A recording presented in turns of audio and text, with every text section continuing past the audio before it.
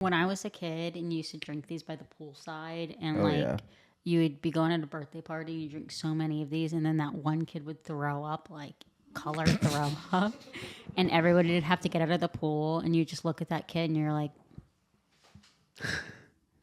I feel like this is a personal story. and then you just have harbor resentment toward that kid all year long in class because it made everybody get out of the pool and they had to clean the pool out, and you're like, you stupid little vomiter. You guys know that?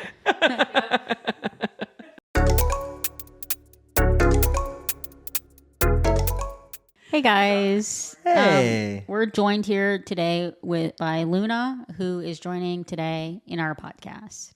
Joining today. She is snoring right now, so she will not be participating. But she's here. Yeah. In spirit. She's critiquing. Yes. But anyways, it's good to see you guys again. Yes. Nice to see you. I wasn't here last week. Yeah. I missed you. What are we talking about? What do you got? What do you got in your mind? I've been recently talking to clients and with my own dogs, like thinking about how we're positively reinforcing behaviors that we don't want by accident. So how we might be inherently sabotaging our own training with the behaviors that we're doing or how we're responding to our dog's behaviors that we don't want to see anymore. Yeah. So for example, if you have a really nervous dog, which I had at my group class the other day, dog was really nervous and crying and yelling, and the owner's response was to lean down and like pet her for a very, very long time. It's a big one. So things like that, or when you go to the vet and your dog is a nervous wreck and you're having your dog practically crawl all over you and be held by you, and you inherently think that that's like helping comfort them, but really it's just making them more nervous. And I feel like it kind of creates like a dependency almost on the owner for comfort in that way, where they, they need that owner to be around, and so then you get the planting, and then I think even like some like resource guarding tendencies around that owner, because it's like, well, if that's the only thing that can comfort you, like then you can't lose it, And that's their person. Like we just had a board and train drop off, and the owner was like, she resource guards me. And sure enough, like the second I took the leash and the owner was still in the building, the dog was like, let's go. Let's freaking go. Yep. And then I was like, you can leave, like nicely. I was like, you can just, leave the building. And she's like, are you sure? And I was like, yep. And the second she walked out the door, the dog was totally manageable. Happens all the time. I feel bad because like when those send-offs happen, it's something that the owner only sees them being really reactive and resource guarding them and stuff like that. They don't see the second that the door closes, the dog's like, okay. It's like, it's crazy how fast of a switch that can go, that it's just like the second you take that resource out, it shuts off, And that's why I think like the board and train programs, I know there's a lot of opinions on them and people hate them or love them, but I think that it offers like a hard reset for the dog. Yeah. And doing both lessons and board and trains, I almost prefer board and trains because there's so much more room to build a relationship with the dog rather than if you're doing it in front of the client. Yes, you can still yield the same results, but it's a little bit more difficult to like get that dog out of that resource guarding mindset, and you're really depending on growing the owner alone, where I really prefer to build a relationship with the dog and the owner. Yeah, I agree. And again, like taking the resource out of it, like you were saying, it gives them a hard reset, but it also shows like the owners that it's like these goals are achievable. Yes. And that's something I like to always kind of like tell people too when they're really struggling at home, or even down the line, couple years after training and stuff, after leaving the board and train. It's something that, we say it all the time, but or clients say it all the time. When they come back here for a follow-up or something, they always act perfect. They always act on their best behavior, people say, and stuff like that. And to that point, it obviously because there's consistent regulation here and rules, but it's also clearly showing that like your dog is capable of doing this. Yes. So there is other factors that are playing in. If they're not doing it for you, there's something else factoring in as to why they're not doing it. Yes. and they're perfectly capable of the behaviors that the owners want to achieve with them, but the owners have the disconnect of not understanding how to achieve that, or the emotional relationship takes over and people end up feeling bad. Yep. And they don't correct, or they're not as consistent as they need to be within that first month home. Yeah. And then the dog is like, sweet, I can push this person around. Yep.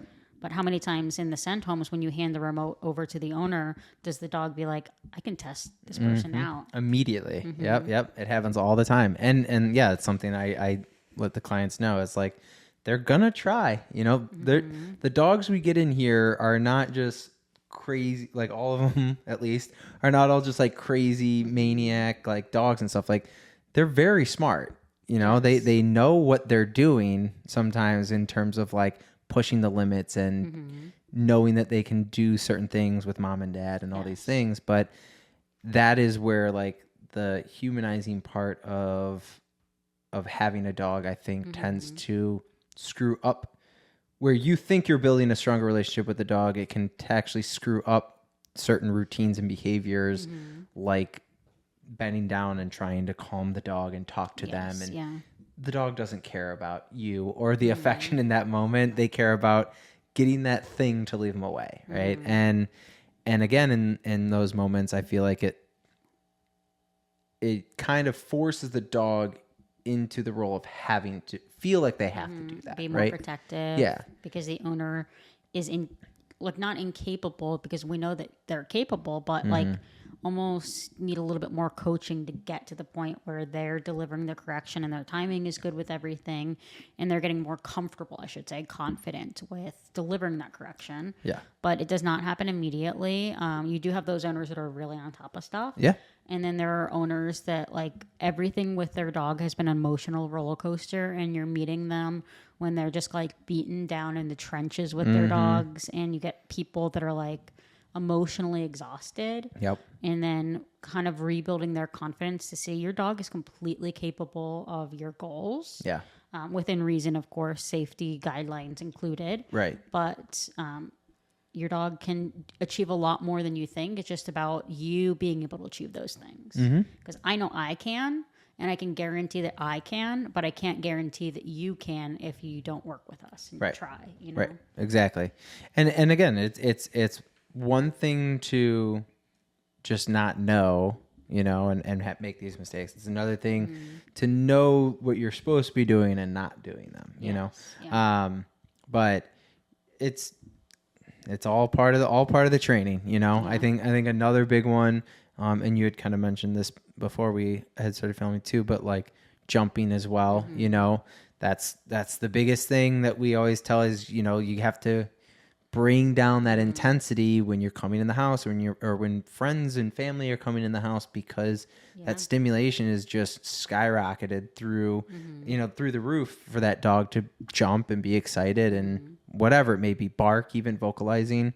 So when you amp up a dog too, and you come in and see that dog, whatever, wagging its tail, and you hype it up, of course it's going to want to jump on you, right? And it's going to create that routine. So, I think that's definitely another big one too, that people do a lot of time. The big mistake is just hyping the dog up when it's just not necessary. Or being like, well, I don't mind if the dog jumps on me. And then you start to see the dogs jumping on everybody, and the dog's just generalizing the behavior of jumping on everybody else. And then you're like, what the heck? Why is my dog jumping on Because everybody? mom and dad have never said it was a bad thing. Yeah. So it's like, so when you get to the point of, well, sometimes I'm gonna yell at you and put you in the crate because as punishment and all these stuff, but then other times when it's just me and I come home, I'm like super happy and I don't mind if you jump on me and all these things, then you create a lot of extra confusion onto your dog as well. It's not even just like, well, sometimes you can, sometimes you can't. It's just like it's important, at least at the beginning of training, to make very clear lines, because you never know when you're going to have someone over that just really doesn't like dogs, or really just doesn't like your dog, and it's a hard pill to swallow for a lot of people, I think, is just like people just don't like certain breeds or whatever, and they get kind of weird about them. It's your responsibility as the owner to control that situation. Yes. Right. And clarity is kindness. Like if you're not going to offer clarity and be super consistent with your dog, what's the point of, going through training? Like your dog just becomes really confused, and then we see like the owner's just like not vibing with their dog anymore, or still continuing to spin their wheels with a behavior that can be very clear to define. Like how often do we say, like, if I lived with your dog, if I could live in your house for a month and show your dog the context of the behaviors, like that would be so great. Yeah. Sounds creepy, but would be really good. Yes. You know? I always think about them like, what if I just lived with you? I don't want to. That's not a program we're offering. Just by get a any little means. RV and we'll just park it out in your front yard or something. Yeah. Why some of these like programs that like people do in-home board and trains, like that is always compelling to me, because I'm like, the dog is learning in a home setting. Yeah. So Yeah. Yeah. I mean, it is definitely helpful. Another one I hear a lot is when it comes to like resource guarding, people like purposely like putting their hand in the dog bowl. Yes, yeah. You know, Please don't that's do another that. one. I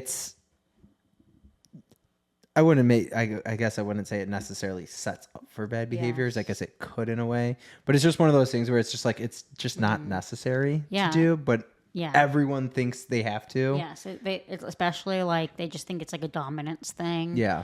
And we'll paint the Like scene. push the dog away or something like that. You know? Yes, and try to develop control that way. Yeah. Like, what if you were eating a snack? Okay, you had your pretzels in your bowl. And somebody came up and you're just like really hungry eating your pretzels, and somebody came up and just took your pretzels. Yeah. And you'd be like, what the fuck? Right. Versus if they came to you and added more pretzels and then left you alone, let you have your snack. Yeah. You know, what do you prefer? Right. Do you always want to make your dog feel like they can't trust in your ability, that you're going to take their resource away? Or can you develop control around the impulse of waiting until you get released? You know? Well, and one thing too, I feel like it only creates bad behaviors or bad routines in that situation by doing that, because if your dog's already resource guarding, that's not how you're going to get rid of it. Yeah. Like, again, you were saying like being more of a dominant thing. Like that is not going to necessarily work for a resource guarding dog. A dog that is like, that's my food. If you try to do it, I'm going to get you kind of thing.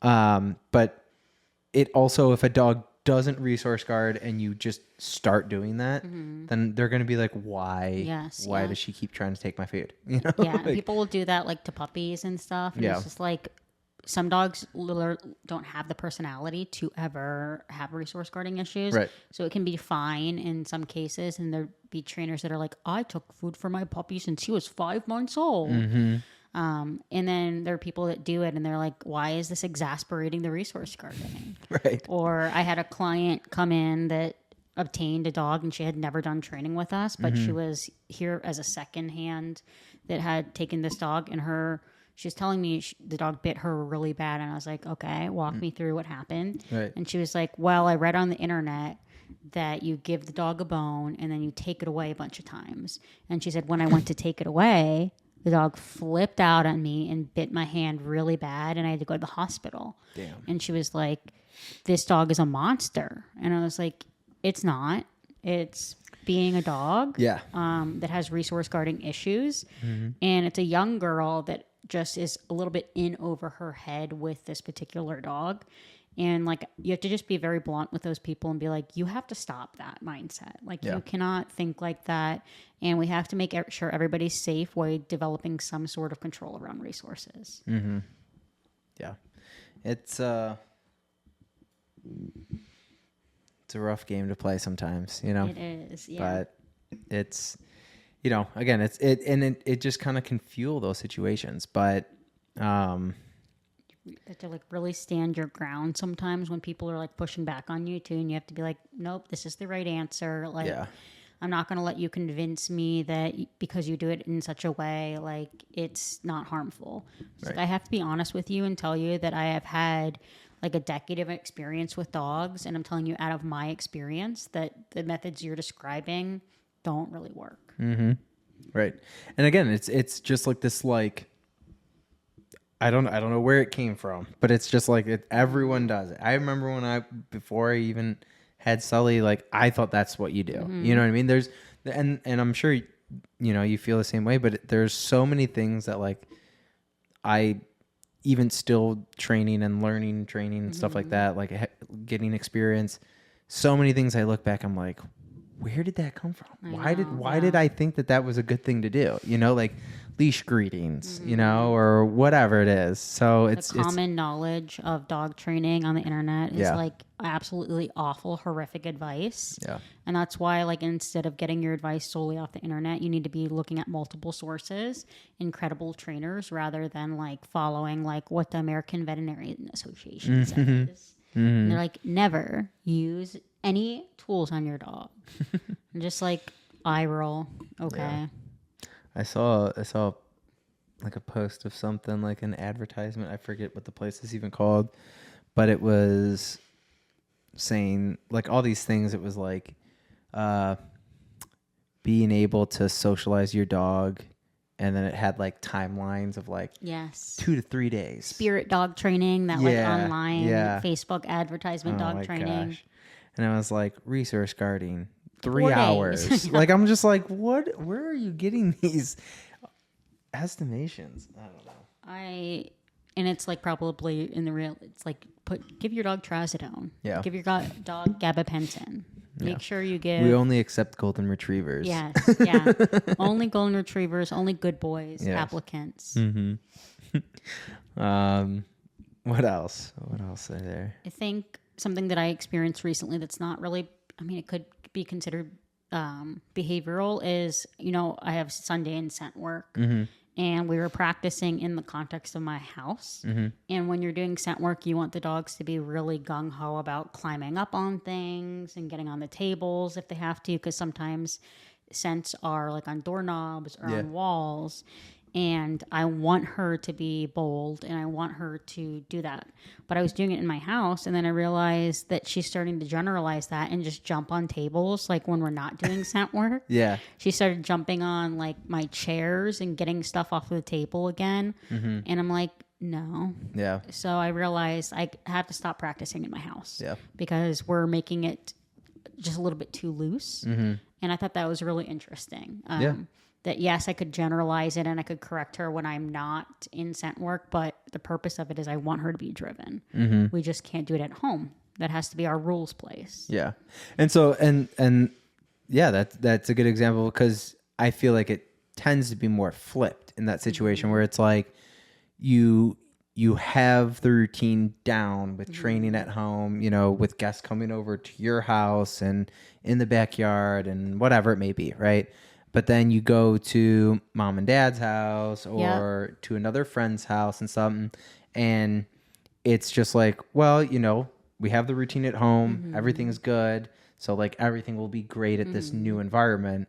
And then all hell breaks loose and you don't know why. And so I feel like that's another thing to be very mindful of, is that like you have to transfer and see it as an opportunity to practice in that new environment. Treat it as a teaching lesson, and not just expect like, okay, this is fine, and I can kind of just like let my dog do everything because he knows what he should do.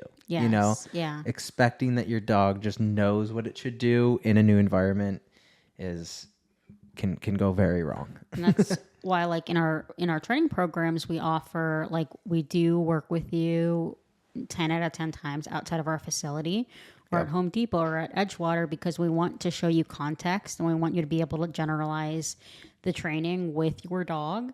And people need help generalizing too. Like if we're in the sterile environment of our facility and no other dogs walk by in the course of our ascent home, we have to get the dog in a position where they're going to see other dogs and triggers. We have to have the owner see that the dog can be capable of calming down. But sometimes people are so like PTSD from the experience they've had with their dog in the past that they need a lot of coaching when you generalize. So it takes like a additional effort to be like, it's okay. I got your back. I'm here for you. Yep. And you're going to do this. Yeah. And you have to take the reins, because if I'm here all the time, you're never succeeding. Yep.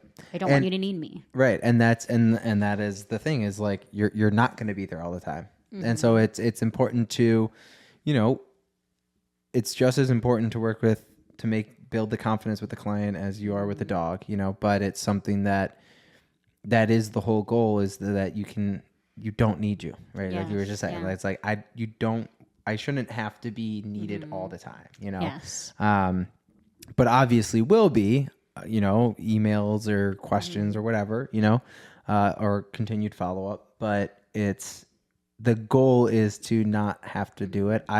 The goal for me is always getting the good updates, the good pictures and videos of you living the life that you wanted to do before training. Yes. You know? And that's so like addicting to be able to transform a dog's life with their owner. And I was just at the park with this dog that previously he could not walk. It was a young guy that is very, very active, and he wanted to take this dog everywhere with him, but the dog's reactivity was absolutely insane. It was a cattle dog. So just yelling, screaming all the time, very miserable life. And then after training yesterday, we're at the park, and he was like, one of my goals is to play Frisbee with him.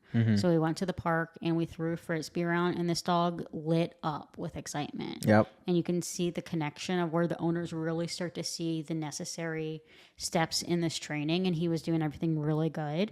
And because we went in with that training, the dog had a good understanding. The dog's able to have a life that's so much more than it was before. Yeah. And able to go chase that Frisbee and be a happy dog. Whereas if we continue to spin our wheels and we can't go anywhere with our dog because we refuse to acknowledge what the dog actually needs, Right.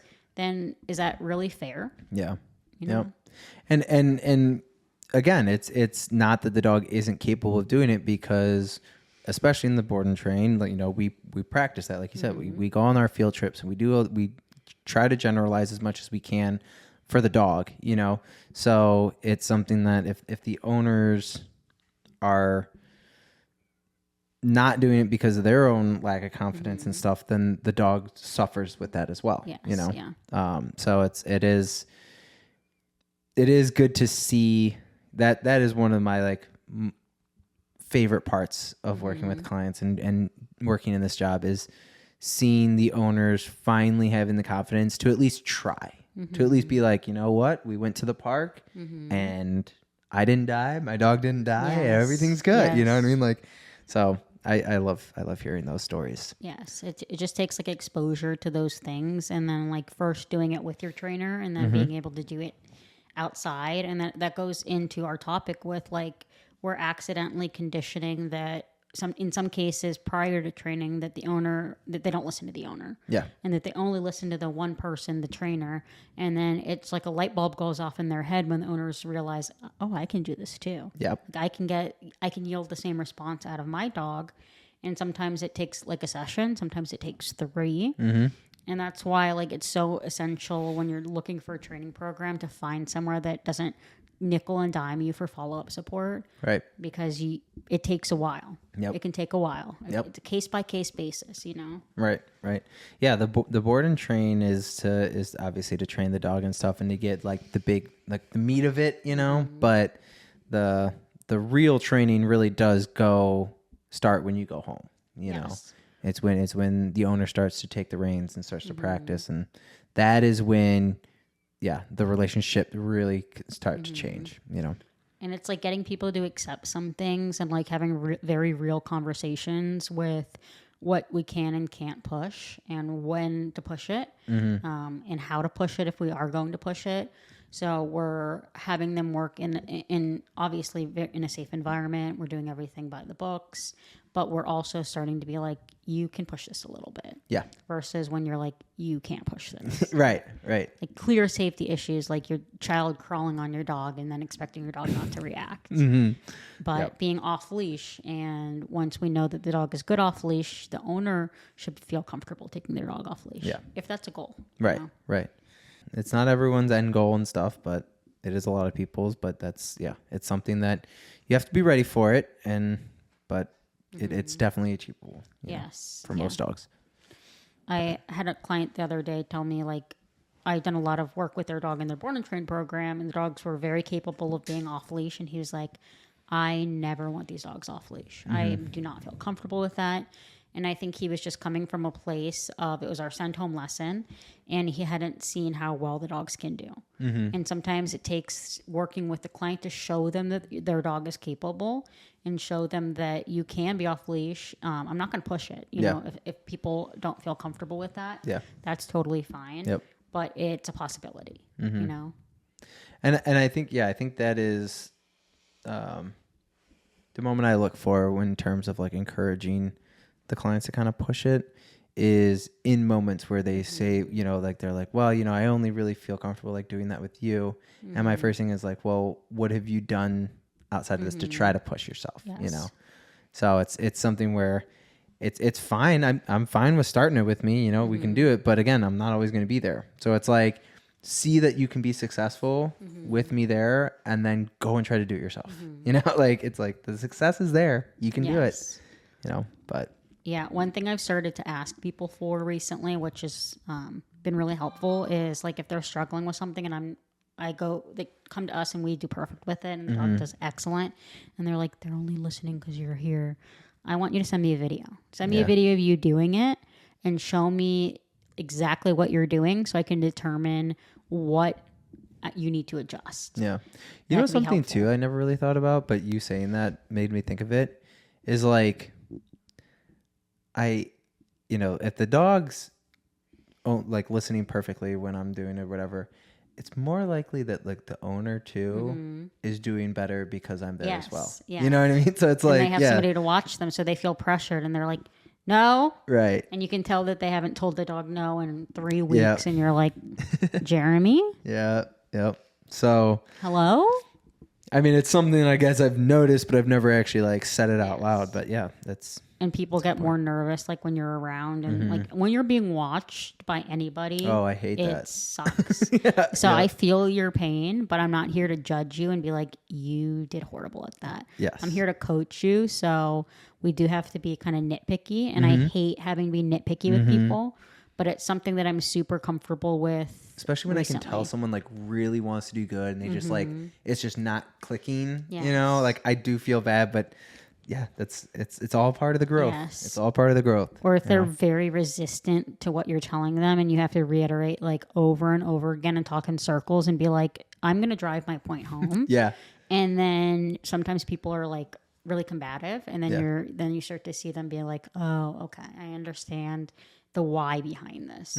But sometimes you have to show them through action and not just like talking, because you know, talk can be cheap. And again, that's where a good trainer steps away from a bad trainer, is that like the good trainer will sit there and explain to you why what they're saying is going to help, you know, and not just, well, this is what I'm saying because I'm a trainer, you have to listen. Like, explain yourself. There has to be reason behind what you're telling this client to do, you know, especially if they're combative and they don't think that this is right. You have to make it clear as to why it is. You know, you have to make it make sense to them. And if it doesn't, then sometimes you find another trainer. Yeah, you can't really help some people, and it's very rare in our company. But like maybe once in the last 5 years, I've had a client that just like, I'm like, you're not listening to me.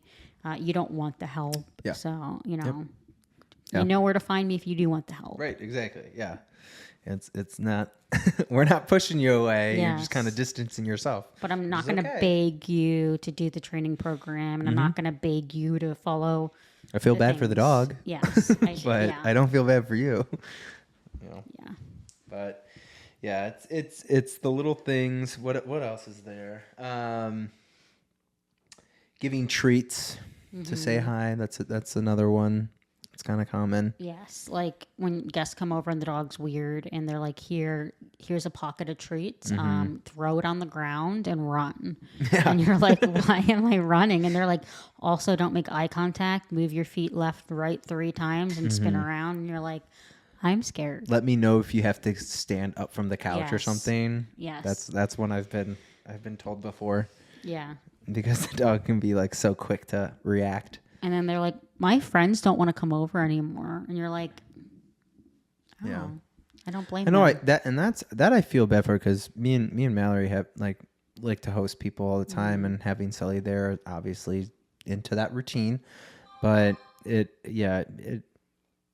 makes me feel bad when people are just like, I'll ask them, are you planning on having anyone over so we can practice this and stuff? And they're like, we haven't had people over since we got this dog because we just can't, So I'm like, okay, well, so that's another rewarding thing that I like a lot too, just because personally I like to host, Yes, yeah. And it's like you can have the dog that can be out with people, that's like the Sullys of the world, and then there are dogs that just are not going to be safe, and it's going to end up taking too much mental energy and turmoil from the owner, that it's best just to crate the dog. Yeah. And that's perfectly acceptable answer, is just to be like, when grandma comes over, you're going to go in your crate. Yep. But that would only really be if there's an absolute safety or a bite risk that I would suggest that. Mm-hmm. Right. But let's see. Yes, you can reinforce the dog. Like we use the example of treats, or there was a train that was like, just throw a bunch of treats on the ground every time the dog jumps on you.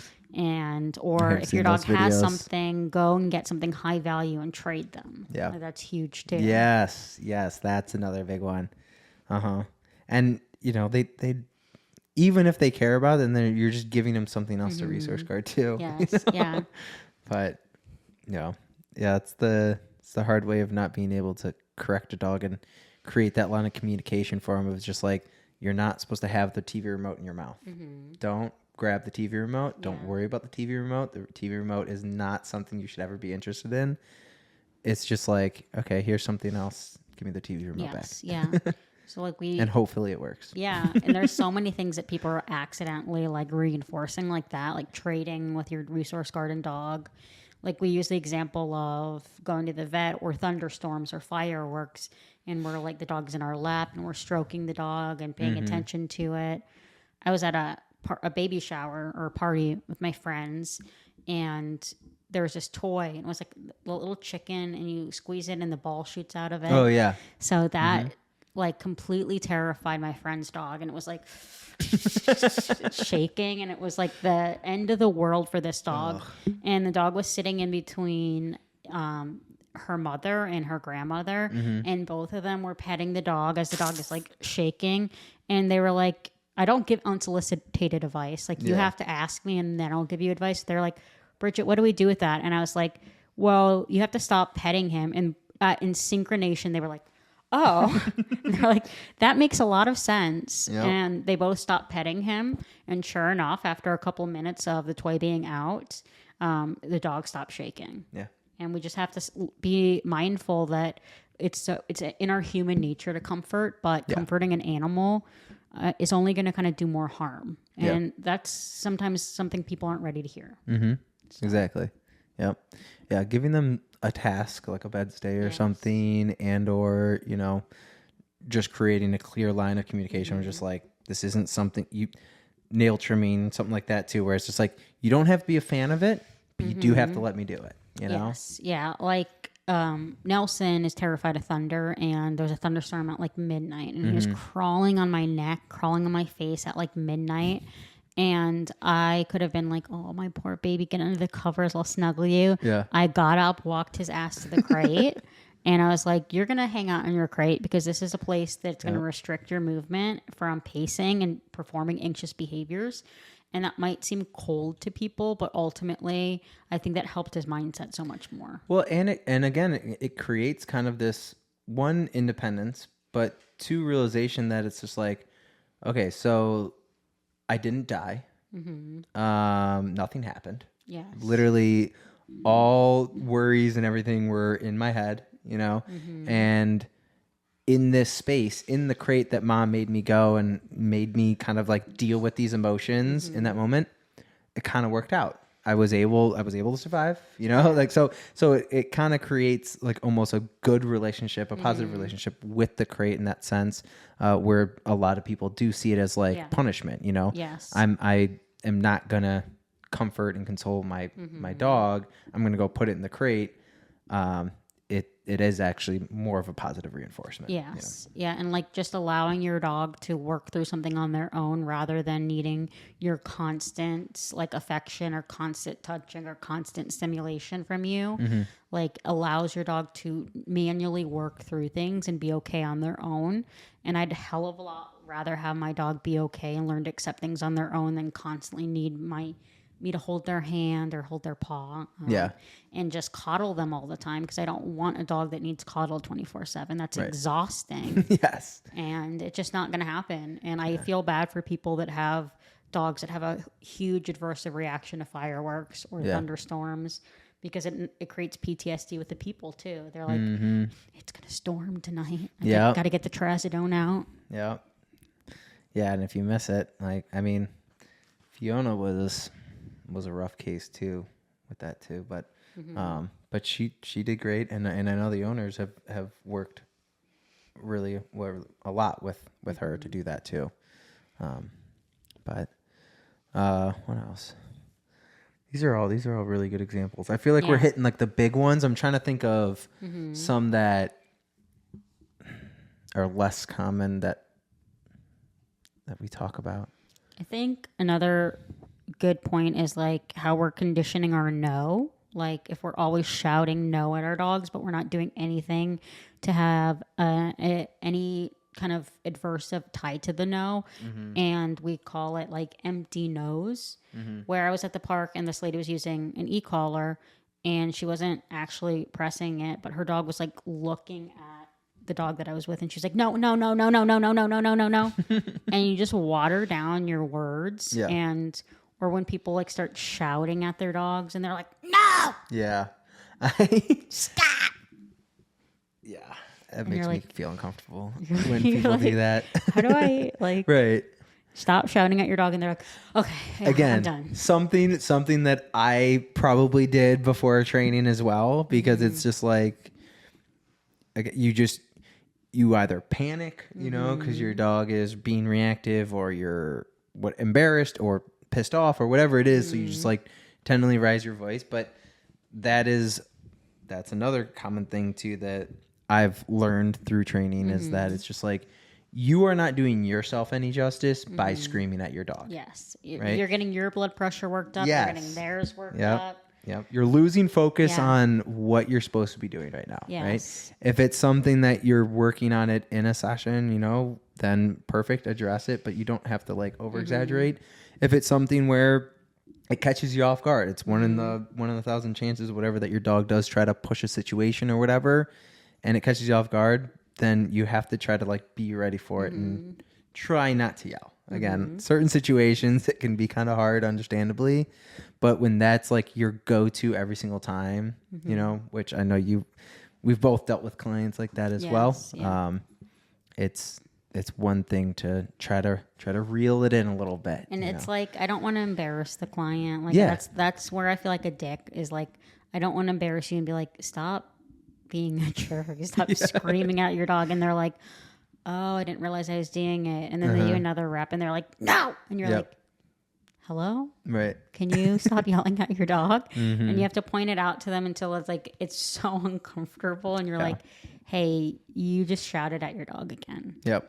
Neutral nose. Yes. It's hard. It's you know, a lot of these things are very hard habits to break. And if I wasn't in this job, there was no way I would break half the habits that I had before. You know what I mean? Like I'm not saying I'm like almighty and everything, but it's just I'm more aware of the bad habits. So I'm more mindful of it, so I can make sure that I'm not yelling at my dog and allowing them to jump on gas and all these things that we're talking about today.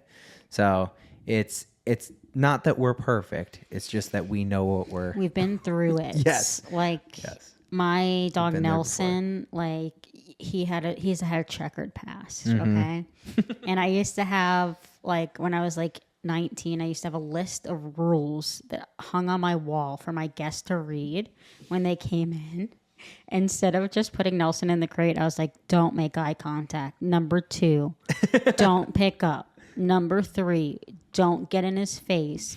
And really, it was like, Don't sit in his spot. it was Don't like walk in front of 18 him. rules. And I could have just been like, fuck this little idiot. He's going in his crate. Like, I'm not going to risk my guest. And people are like, well, it's my dog's house. Yeah. If you have that mindset, you need to get some help. Yeah. If you're prioritizing your dog over the people that you want to have over, whether it's friends, families, or whatever, then a repairman, whatever, it's something that's like, it's not good. It's not good. It's always that post that like your distant aunt shares on Facebook that's like, you don't like dog hair? Don't come over. You don't like dogs jumping on you? Don't come over to my house. And you're like, if you don't like Aunt the Sally. slobber. Yeah. They're like, pit bulls are nanny dogs. Back in the 1802, they nannied children. You're like, no, they didn't. No. They just happen to be around.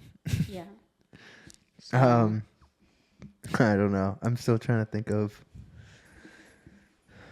not so common one, but kind of drawing a blank. Yeah. Cricket sounds. Yeah. Cricket, cricket, cricket. I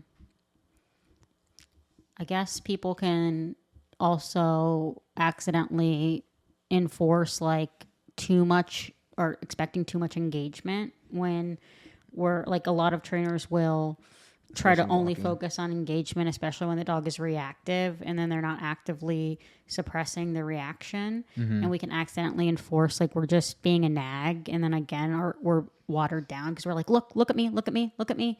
And they put a lot of emphasis on like eye contact and things. Yep. And you're putting your focus into the wrong area, which you're accidentally reinforcing your dog just to blow you off and not listen to you. Yeah.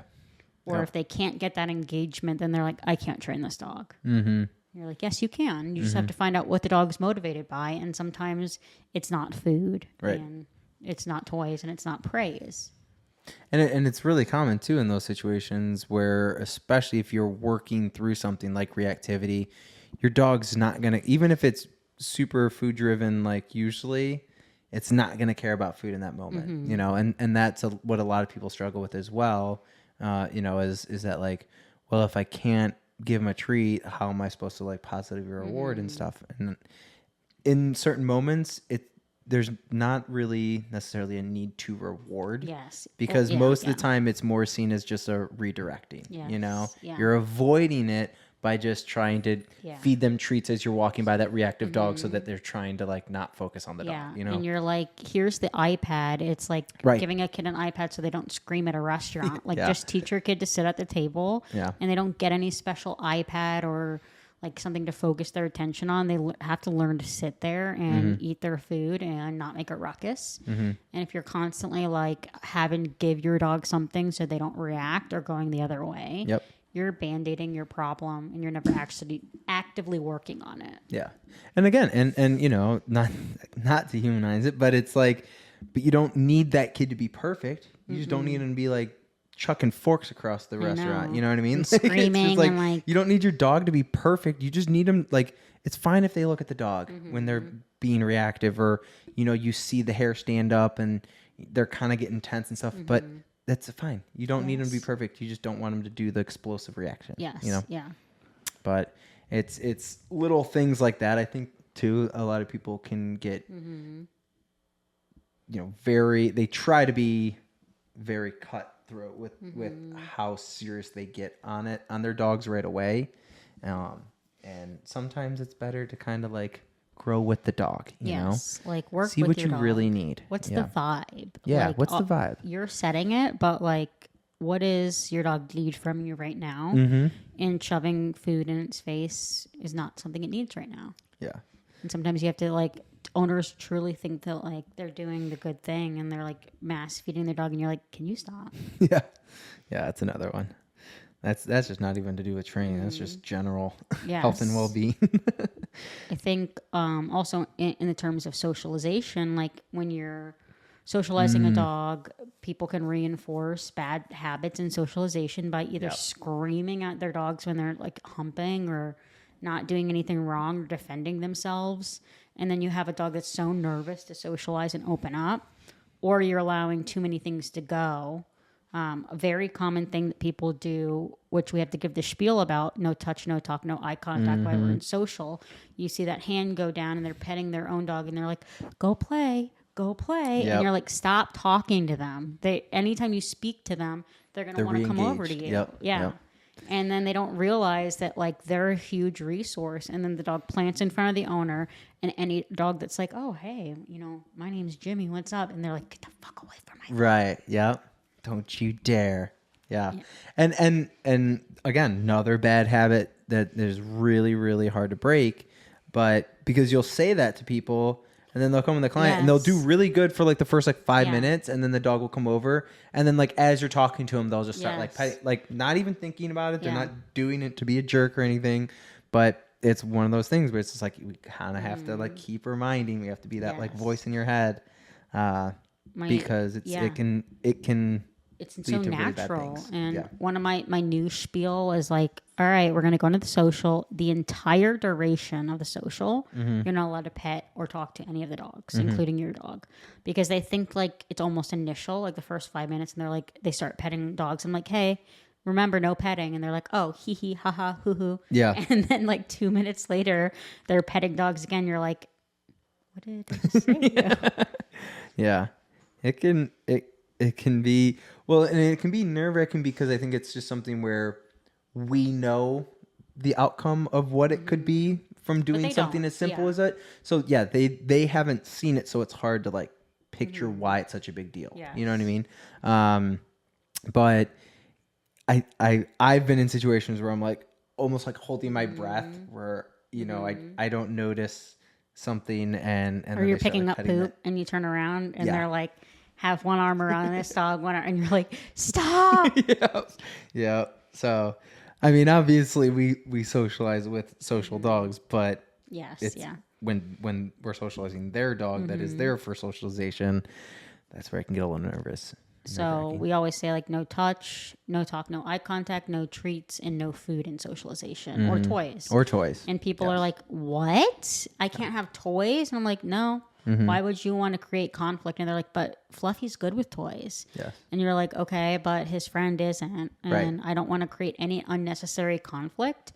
So then I have to really come down on my dogs and then create like being super nitpicky over them. I'd rather just remove the toys and have the dogs interact. Yep. And again, it can be hard because it's especially with certain situations where like you could probably get away with a couple throws and it'd be perfectly fine. Yeah. But once the game is on, once you throw that one frisbee for any more dogs than one, it is a competition, right?